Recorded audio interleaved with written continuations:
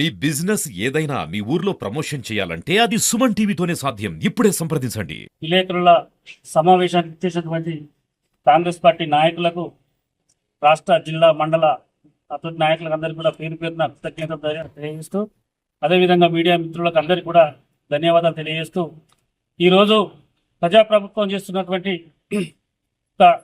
అభివృద్ధిని చూసి ఓరవలేక టీఆర్ఎస్ నాయకులు ఏ విధంగానైతే అబాస్పాలు చేయాలనే ఉద్దేశంతో ఈ యొక్క కార్యక్రమాలు తీసుకొని మేము చేస్తున్నటువంటి అభివృద్ధిని అటంకపరచడానికి ప్రయత్నం చేస్తున్నారు.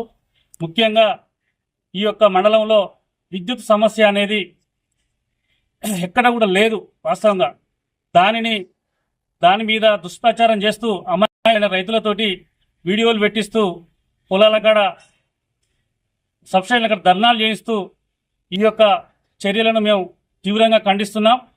అదేవిధంగా వాళ్ళు చేసినటువంటి ఆరోపణలలో కూడా ఎక్కడ కూడా విద్యుత్ సమస్య అనేది లేదు. సాదిరెడ్డిపల్లి సబ్స్టేషన్లో 4 ఫీడర్లు ఉంటాయి.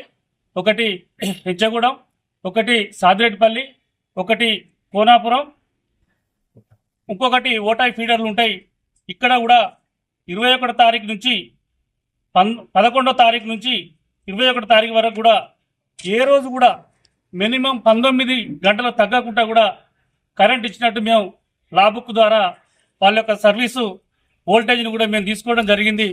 ఎక్కడ కూడా కరెంటు 18 గంటలు తగ్గకుండా కూడా ఎన్ని సమస్యలు ఉన్నా ఈ యొక్క కరెంటును ఉత్పత్తి చేయడం జరుగుతుంది.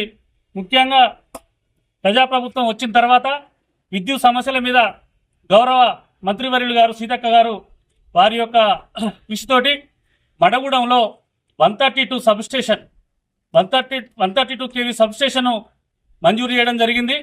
అదేవిధంగా మన బత్తలపల్లిలో 11 kV సబ్స్టేషన్ కూడా మంజూరు చేయడం జరిగింది. అదేవిధంగా కోమట్లగూడెంలో కూడా 11 kV సబ్స్టేషన్ మంజూరు చేయడం జరిగింది. అదేవిధంగా కొత్తగూడకు ఆల్టర్నేట్ లైను మంగళవారిపేట నుండి కూడా మంజూరు చేయడం జరిగింది.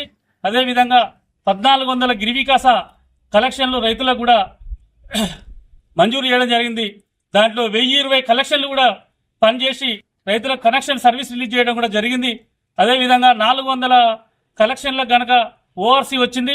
ఓఆర్సీ అంటే గవర్నమెంట్ ఇచ్చే దానికంటే కూడా ఎక్కువ ఎస్టిమేట్ కావడం వల్ల పెండింగ్లో ఉన్నందున గౌరవ మంత్రివర్యులు ఐటీడీఏ పీఓ గారితో మాట్లాడి 20 కోట్ల రూపాయలు ఓన్లీ కొత్తగూడెం మండలానికి ఇప్పించి వారికి కూడా సర్వీసులు రిలీజ్ చేసే విధంగా కూడా కృషి చేసిండ్రు. ఇంతటి అభివృద్ధి చేస్తున్నా కూడా ఈ బీఆర్ఎస్ నాయకులు మంత్రి గారి మీద బురద జల్లే విధంగా అవాకులు చెవాకులు పేలుతూ ఇట్లాంటి చర్యలకు పాల్పడుతున్నారు. కాబట్టి వారి యొక్క పద్ధతిని తీవ్రంగా ఖండిస్తూ ఇక ముందు కూడా ఇట్లాంటివి మానుకోవాలని హెచ్చరిస్తున్నాం.